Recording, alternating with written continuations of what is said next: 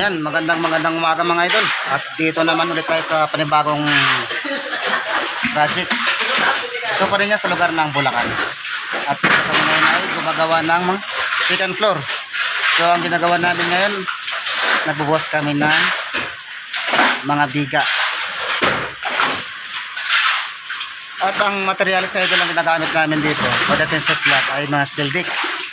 Hindi kami gumamit ngayon ng plywood o tinatawag na pamurama namin ng plywood. Kasi ang steel deck, hindi mo na siya kailangan na tanggalin pagkatapos ng pamurma.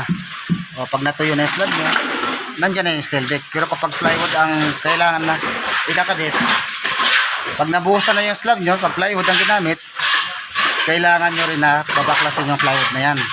So mas maparami kayo ng bakal pag plywood ang ginamit nyo. Pero pag steel decking ang gagamitin, mas makatipid-tipid kayo sa bakal. At una-una sa mga pamorma at mga panukod. Ayan mga idol, ano bang kaibahan ng steel deck at plywood na ginagamit sa mga pamorma pagdating sa second floor? Kung alin ba ang mas makatipid-tipid kayo ng materials? Una-una, makatipid tayo sa materials pag steel deck ang gagamitin natin. Kasi hindi na masyadong marami yung mga panukod. Ayan, bago tayo magtuloy-tuloy, please subscribe my YouTube channel, Romeo Mindanao TV. Paki-share ka rin idol ang ating video. Huwag na rin kalimutan na pindutin ang notification bell para update kayo ng mga video. Okay, shout out sa lahat natin ng mga followers nyo, subscriber natin, mga viewers natin nyo. Lagi kayo mag-ingat mga idol. At sa maulan na panahon ngayon, lagi kayo mag-ingat. Okay, huwag na natin patagalin at start na tayo.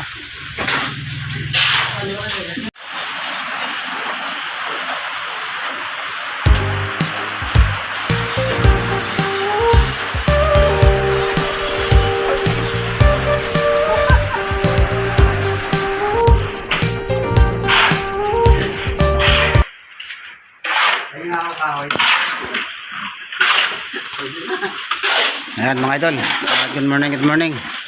At dito tayo ngayon, magbubuhos kami ng pambiga.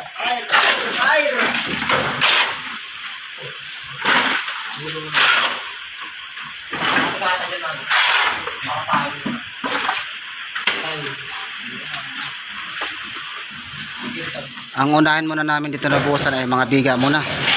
Pero nilatag na namin yung steel deck na yun. I-welding na lang namin yan sa mga biga.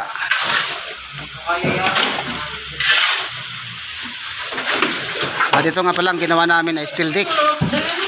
Steel deck yung pinakasapin namin kasi mas maganda kapag ganun ang kakabit natin kaysa gagamitin na pamorma ng plywood.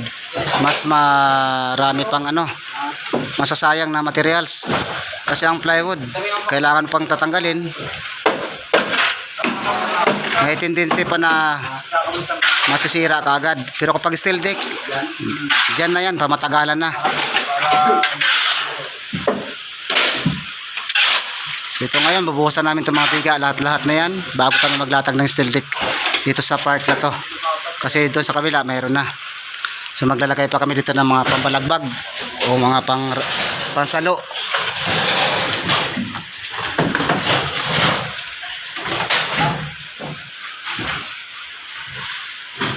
At isa pa, kung gusto niyo makatipid-tipid mga idol sa mga panukod pagdating sa slab, pwede niyo rin itong gayahin. Gamitan niyo ng mga tubo o kahit may mga kahoy rin, pero iba pa rin na may mga tubo. Kung meron kayong mga shoring jack, mas mainam. Kami wala kaming shoring jack, kaya tubo ang ginamit namin. At yan ay nakaano sa flooring. Pero ang gagawin ko rin dito sa mga tubo na to, lalagyan ko rin yan ng 3/4 kasi didos yan, pantukod, para pwede namin i-adjust. Bubutasan ko lang yan.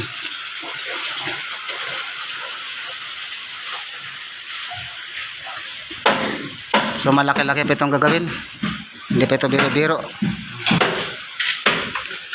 At pupunta tayo sa kusina. Ito naman yung part ng kusina mga idol.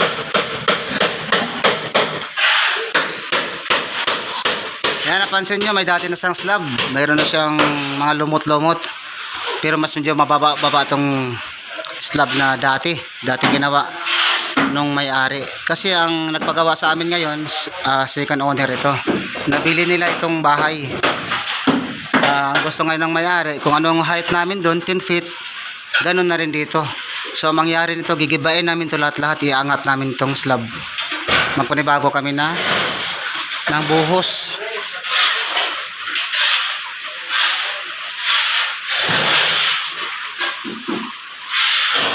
At ito, gagawin pa yan. Bububungan pa namin yan. Depende na lang doon sa may-ari din kung ano maging plano dito. I-slab pa rin yan. Pero siyempre, darating naman ang araw, talagang bubuhusan itong pinaka bakanting unit. Ayan, tabayanan nyo lang ito mga idol pagka ano namin nagawa naman tong likod. Unahin lang muna namin itong loob na mabuo muna. Pero siyempre ang gagawin namin muna unang-una nito, buhos ng biga. Tapos pagpa-prepare na kami ng mga steel deck, bakal. Pero hindi namin muna bubuhusan yung pinaka-slab. So gigibain muna namin ito para sabayan sila mabubuhusan. Kasi kung pag inuuna namin yung loob na yan na bubuhusan, tapos ihuli namin dito ang pag-jackhammer o pagmamaso namin ng slab na to na para gibain, ay magkaroon ng problema. Ibig sabihin, yayanig yung slab natin. Hindi naman siya talagang maghiwa-hiwalay, pero iniiwasan natin na magkaroon ng crack.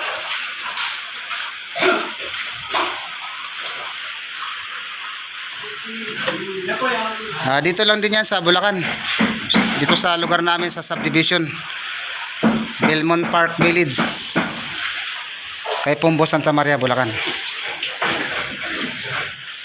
So bali, ilan kami ngayon dito? 6. Ito naman yung open ng hagdan namin. Talagang medyo sinadya namin ang lapad niyan. Kasi ang ibang open naman ng hagdan ay pwede ka naman mag 80, pwede ka naman din mag 90. Conforme na lang din yan sa gusto nung may-ari. Ito kasi ang ginawa namin, halos 90 ito, lapad. Kasi malalaking tao ito ang nakatira. Tatangkad. At saka isa pa, para pag-akyat ng gamit ay mas maliwalas pag maluwag-luwag yung hagdan nyo. Yan, tabayanan nyo na mga idol pag oras na ginawa namin itong hagdan.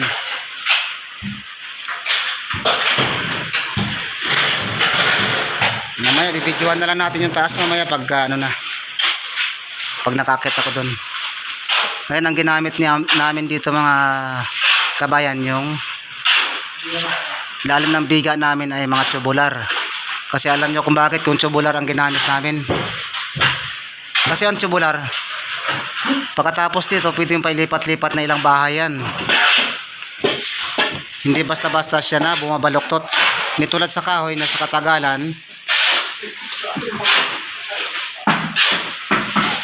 bumabaluktot yung good lumber o coco lumber. Kasi kadalasan naman ginagamit sa ganito sa mga panukod pagka wala kang mga tubo, mga coco lumber. Mantakin mo naman kung coco lumber ang gagamitin mo dito sa pag-slab ng bahay. Halos tao lang dadaan dito. Maliit lang yung space niyan pagka coco lumber. Pero kapag tubo, kahit dalawa kayo magkasalubong dito, maluwag pa rin. Yan ang lamang at nakakatipid tayo sa mga panukod.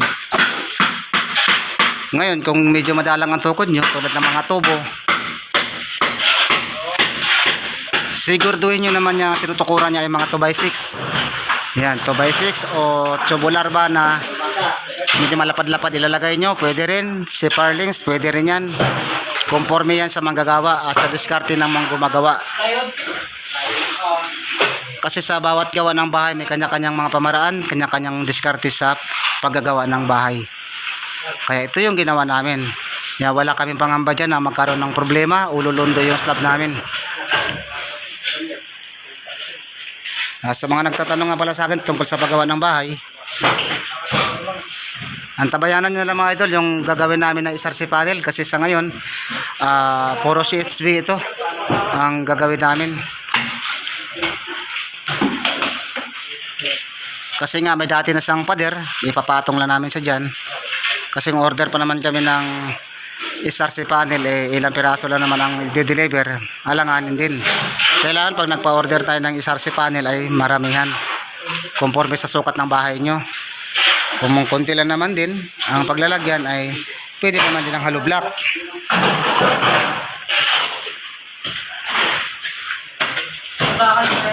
Kaya nga tulad doon sa mga ginagawa namin, kung pagbasehan natin ang tibay ng hollow block at saka SRC panel, ay malayong malayo. Kasi ang SRC panel ano yun, 4 times stronger kaysa hollow block. Lugawin mo yung halo mo para isiksik nyo ng bakal para hindi magampaw. Kung wala naman tayong ginagamit na vibrator, kailangan pag nagbuhos tayo medyo malabnaw yung halo natin. Tapos siksikin nyo lang ng bakal yan.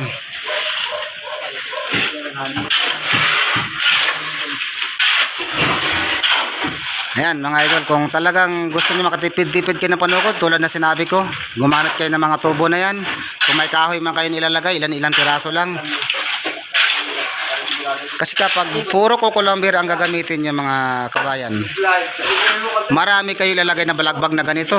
May papunta pa yan dito, meron ganyan. Mga tawag na pang bracing.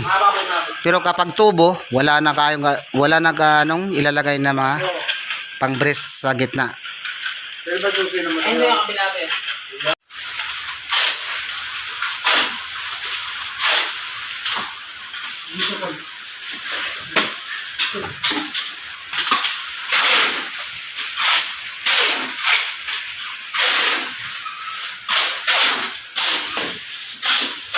At ito na nga, nandito tayo sa taas ngayon.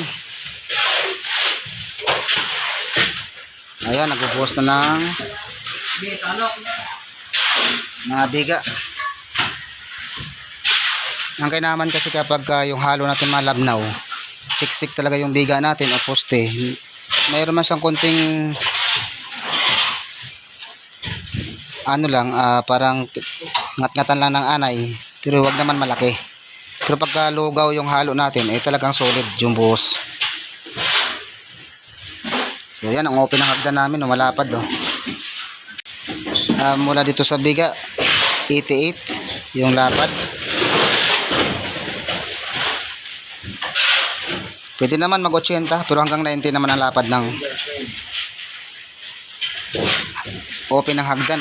Meron pa nga higit pa nga 100, 1 meter conforme sa laki ng bahay.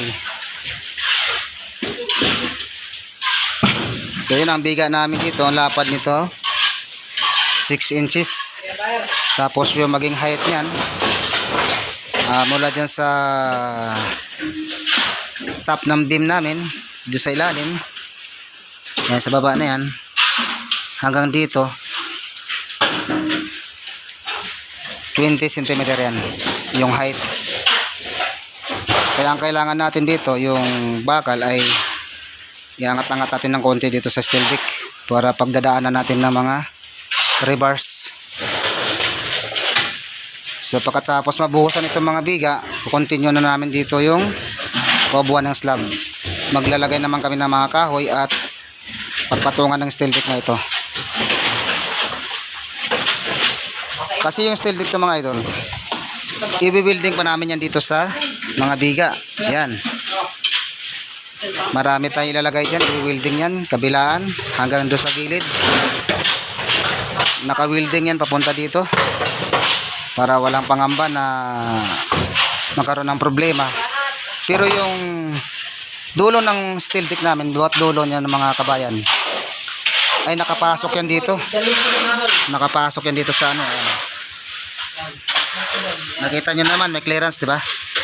Para pag binuhusan to lahat, kakainin din to ng buhos. Kaya wala tayong pangamba na malalaglag yung steel deck natin.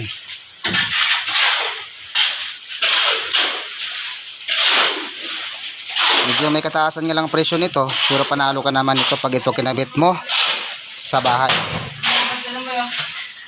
Okay, hanggang dito lang muna mga video natin mga idol.